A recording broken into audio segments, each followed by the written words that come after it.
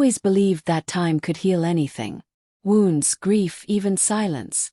But some silences settle in your bones, and no matter how many days pass, the ache lingers. After my husband David passed away in a car accident last year, my world crumbled. The man I'd loved, built a life with, planned a future alongside. Gone in a blink. We had married later in life, and he came with a teenage son, Tyler, who had just turned 15 when we exchanged vows. He had been quiet, closed off, a little wary of me in the beginning, but with time and patience we found a rhythm. He wasn't mine biologically, but I had grown to love him like he was. Tyler was 20 now and back from his college break. He had matured into someone gentle and thoughtful, a quiet presence in the house that once used to echo with David's laughter. We had spent the past year coping in our own ways. I filled my days with work, home projects, and small things that gave me purpose. He spent hours in the garage fixing up old bikes, staying out late, and burying himself in books and gym routines. We rarely spoke about David, but his absence hovered over every dinner, every empty chair, every holiday. It was a Saturday afternoon when I noticed how unusually silent the house felt. I had been folding sheets upstairs when I realized I hadn't heard from Tyler all day. Normally he was in and out, playing music or rummaging through the fridge. A strange concern started to rise in my chest, and I wandered down the hallway to check on him. His door was slightly open. I knocked softly, but he didn't answer. I called his name gently. Tyler. Still nothing. I pushed the door just enough to peek in, and what I saw made me freeze. He was sitting on the edge of his bed, head bowed low, holding something in his hands. It was a photograph of me. My heart skipped. I recognized that picture instantly. It had been taken at the beach 3 years ago during a vacation with David. I had been laughing, my hair blowing wildly in the wind, wearing a sun hat and a white summer dress. It wasn't a posed photo. It was intimate, candid. David had loved that shot. Tyler stared at it with a longing that made me hold my breath. He wasn't crying, but there was something aching in the way he ran his fingers over the edges of the photo. Slowly, almost reverently. My first instinct was to back away quietly. But I didn't. Something kept me rooted. I saw it clearly then. This wasn't just grief. This wasn't just missing a stepmother or remembering the past. It was something deeper, more complicated. I stepped back quietly, closed the door softly behind me, and walked back to the kitchen. My hands trembled as I poured a glass of water. I wasn't sure what shook me more, the fact that he had the picture or the way it made me feel. That evening, Tyler emerged from his room just as I was finishing dinner. He looked calmer, more composed, but there was something in his eyes, something unspoken. "You okay?" he asked. He hesitated, then nodded. "Yeah. Just a weird day." We ate in near silence, exchanging occasional glances. I could feel tension crackling in the air like a storm waiting to break. After dinner I cleared the table, and he stayed behind, watching me silently. I could feel his gaze on my back as I loaded the dishwasher. I finally turned to face him. "Tyler, about earlier." I began, unsure of how to finish that sentence. He looked up, eyes wide, then dropped his gaze. "You saw, didn't you?"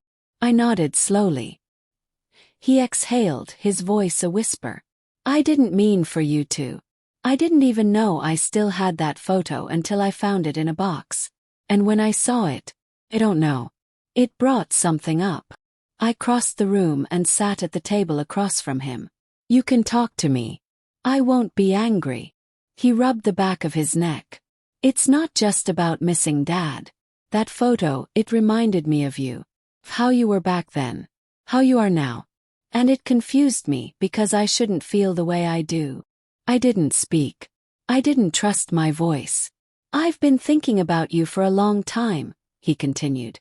"But I didn't know how to handle it. You've always been kind, supportive. After Dad died, you didn't have to keep taking care of me. But you did. And every time I saw you holding it together when I knew you were falling apart, I just..." He trailed off. My hands felt cold. I clasped them tightly together on the table. "It's not just admiration," he said. "I think somewhere along the way I started to care for you more than I should." My heart thudded in my chest. It wasn't disgust I felt, or shock. It was recognition. "Tyler," I said slowly, "I never thought I'd feel anything like this again after David. I shut that part of me down. But lately, you've made me feel alive. Not just safe, not just remembered, but seen." He blinked slowly, unsure if he heard me right. "I don't know what this means," I said, "or where it's going. But I know I'm not afraid of it." We didn't kiss that night. We didn't cross any lines. But something had shifted between us. A door had been opened, and neither of us wanted to close it. Over the next few weeks, our bond deepened. We took long walks, sat on the porch for hours just talking, shared stories we'd never told anyone else. One rainy night, as thunder echoed through the distance, he touched my hand gently, as if asking permission. I didn't pull away. The kiss came naturally, sweet and slow. It was soft, but it held years of silence, loss, and longing. In that moment, the world outside didn't exist. Just the sound of rain and the warmth of someone who had seen me through my worst and still wanted to stay. It wasn't easy navigating what came next. There were moments of guilt, of questioning, of wondering what David would think. But then I remembered the kind of man David was. Loving, open-hearted, accepting. He would have wanted both of us to heal. Tyler was careful, always respectful. We moved slowly. Some nights we sat by the fireplace, not touching, just being. Other nights, when the weight of the past felt too heavy, he held me like he was trying to piece me back together. When he went back to college, we kept in touch every day. Video calls, letters, small gestures.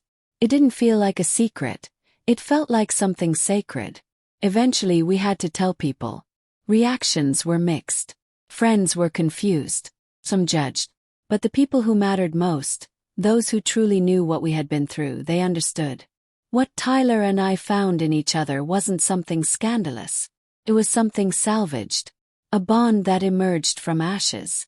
A love that grew not despite loss, but because of it. He came home the next summer, and we officially moved in together. We didn't rush anything. We knew people needed time.